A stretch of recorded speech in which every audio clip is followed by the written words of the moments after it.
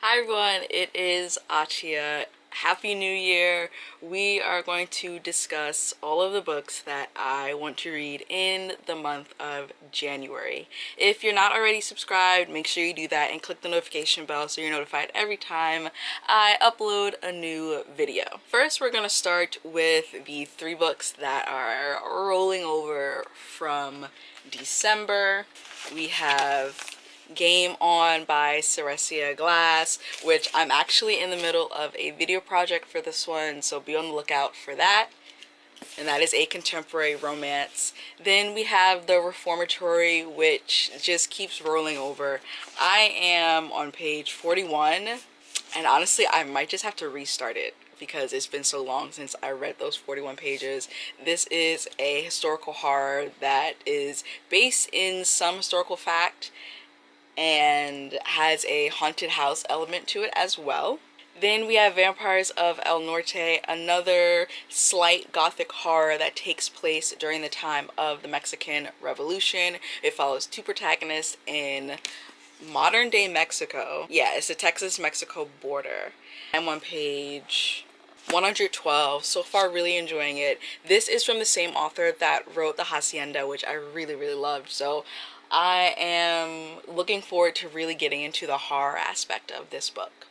Next up, let's get into the 6 books that are not rollovers, starting with the Gin Bot of Shantiport by Sumit Basu. I actually started this last night and I'm really enjoying it. This is a futuristic, well, it's a sci-fi futuristic space retelling of Aladdin with a girl and a monkey android as a brother, and it's told from the perspective of this robot. It's fun, it's quirky, is great. I'm looking forward to it. I've been looking forward to this book since I heard about it. Then we have Blood Like Fate by Lucille Sambury. This is the conclusion to the Blood Like Magic duology. Read Blood Like Magic in November, I think. November or December. I think it was November.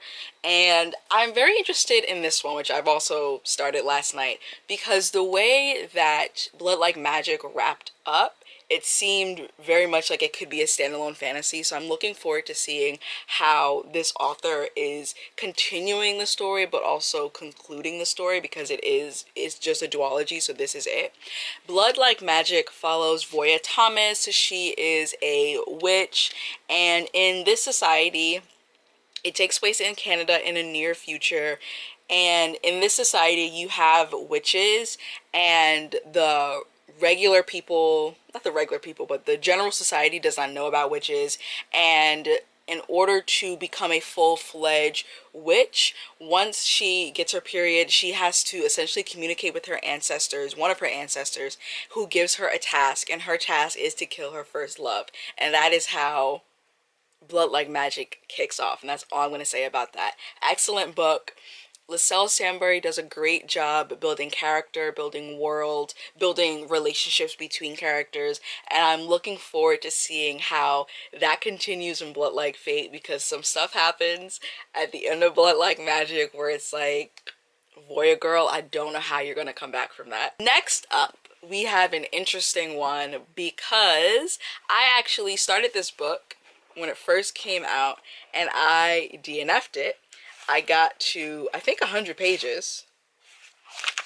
Yeah, I think I got to 100 pages and then was like, I can't do this. But for some reason, now that I'm looking at it, I never unhauled it. And at first, I thought I didn't unhaul it because I had annotated in it, which also doesn't make any sense, because if I annotate in a book that I unhaul, I put it in a little free library. And that is Son of the Storm by Suyi Davis Okunbowa.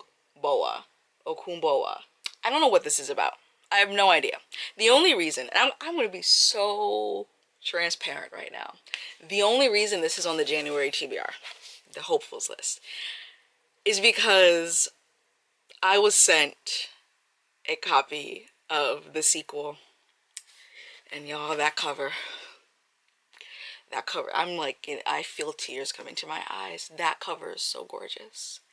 even more gorgeous than what I originally thought this was. And I've heard good things about this. So, we're gonna give it a retry. And it honestly could be that I wasn't in the right headspace. What is this about? What is this about? In the city of Bassa, Danzo is a clever scholar on the cusp of achieving greatness, only he doesn't want it. Instead, he prefers to chase forbidden stories about what lies outside the city walls. The Bassai elite claim there is nothing of interest. The city's immigrants are sworn to secrecy. But when Danzo stumbles across a warrior wielding magic that shouldn't exist, he's put on a collision course with Bassa's darkest secrets.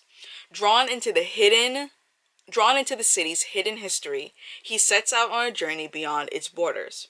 And the chaos left in the wake of his discovery threatens to destroy the Empire. This sounds like everything I would like. It also sounds like so many other fantasy books that I've read in the past year that I really enjoyed. So I really do think that for this one, I was not here yet in my fantasy journey, if that makes sense. Like this type of desert fantasy, a lot of political intrigue. Like I just wasn't there yet. We're gonna say that.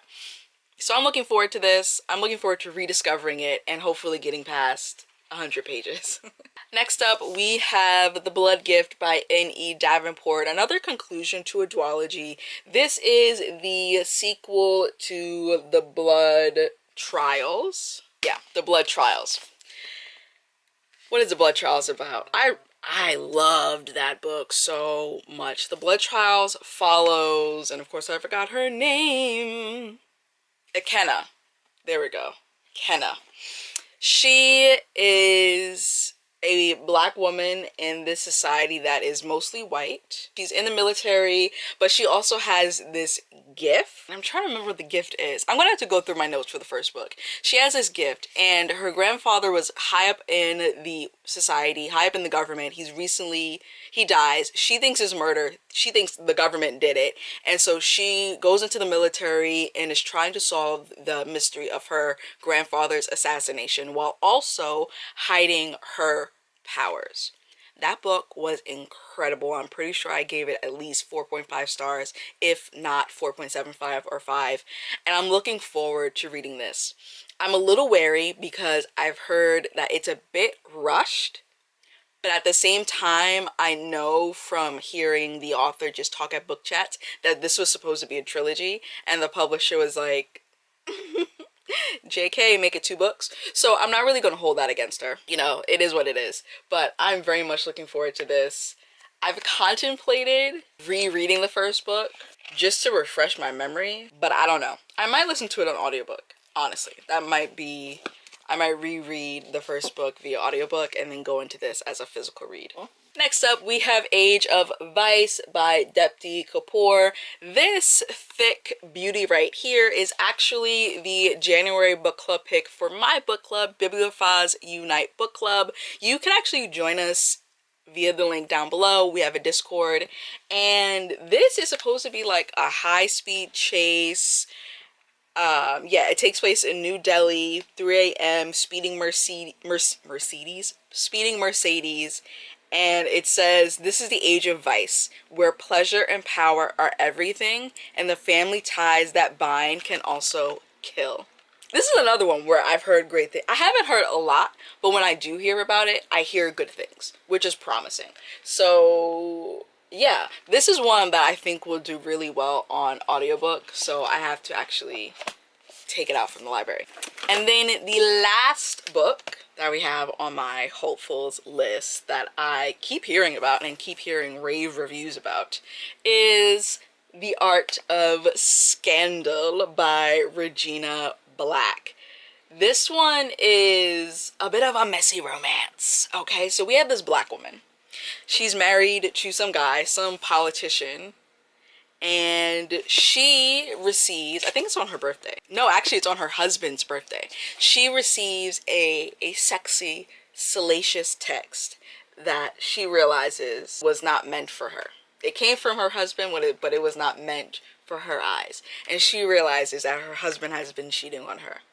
She confronts him, and he's like, election season is coming up, sis. I kind of need us to stay married. And she's like, all right, bet. But once you get reelected, I want the house and I want $1 million.